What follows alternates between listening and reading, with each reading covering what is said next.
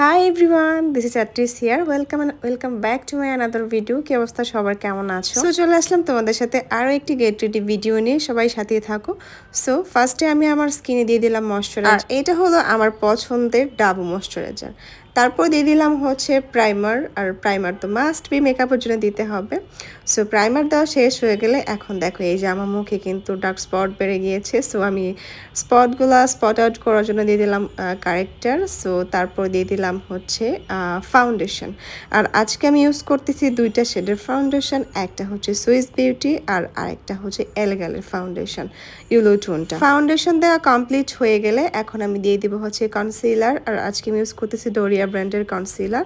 So concealer দেওয়া complete. এখন আমার মেকআপটা সেট করার জন্য এখন আমি দিয়ে দিচ্ছি হচ্ছে লুজ পাউডার। লুজ পাউডার দিয়ে মেকআপটা সেট করা, এখন করতে হবে ব্রোনজিং, আর আমি ইউজ করতেছি W7 এর ব্রোনজারটা।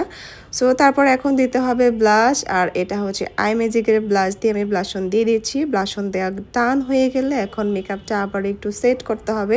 তো এখানে আমি লুজ পাউডার দিয়ে দিচ্ছি। সো মেকআপটা সেট হয়ে গেছে, এখন আমি চোখের মেকআপটা করব। তো চোখের জন্য এখন আমি একটা অরেঞ্জ দিয়ে হচ্ছে ব্লেন্ড করে নিয়ে নিলাম।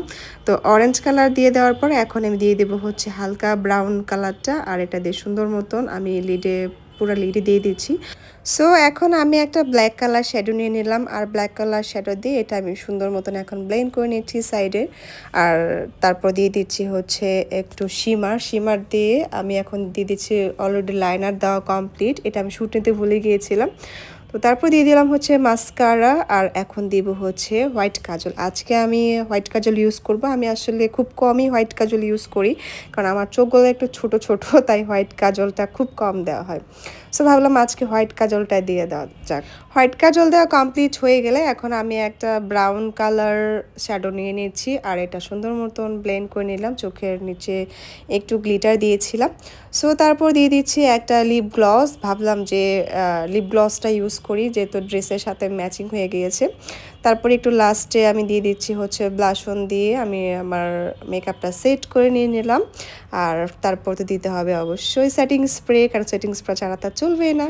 So this is my final. Ready হয়ে গেলাম তোমাদের সাথে গল্প করতে করতে। আর এই যে আমার ড্রেসটা, আমি আজকে পরেছিলাম একটা পিঙ্কিশ টাইপের ড্রেস, আর এটা ছিল হচ্ছে মানে খাতা নোড়নাটা আমি আসলে সামলাতেই পারতেছিলাম না, এটা এত ওয়েট ছিল আমার। আসলে এই জন্য কাতা নোড়নার ড্রেস পরতে ইচ্ছা করে না, কারণ এটা অনেক বেশি ওয়েট হয়। সো তোমাদের কাছে আজকে আমার এই মেকআপ ভিডিওটা কেমন লাগলো ডেফিনেটলি কিন্তু কমেন্টস করবা। আজকের মতন চলে যাচ্ছি, সবাই সুস্থ থাকো, ভালো থাকো, দেখা হবে আবার নতুন কোনো ভিডিওতে। Tata and take care everyone.